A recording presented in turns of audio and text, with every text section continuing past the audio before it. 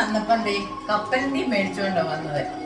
ഇന്ന് 2 പാക്കറ്റ് കൊണ്ടുവന്നു. എന്താന്ന് വെച്ചാൽ അല്ലെങ്കിൽ അമ്മയും മോളും കൂടെ അടി വെക്കുമെന്ന് അച്ഛനറിയാം. അതിനത് എനിക്കൊരു പാക്കറ്റ് അവർക്കൊരു പാക്കറ്റ് കൊണ്ടുവന്നിട്ടുണ്ടെങ്കിൽ ഇതിന്റെ പങ്ക്, 2ന്റെ പങ്ക് ഞങ്ങൾ ചെറുക്കന് കൊടുത്തില്ലെങ്കിൽ അവൻ ഞങ്ങളെ 2 പേരെയും അവൻ ഞങ്ങളെ കൊല്ലും.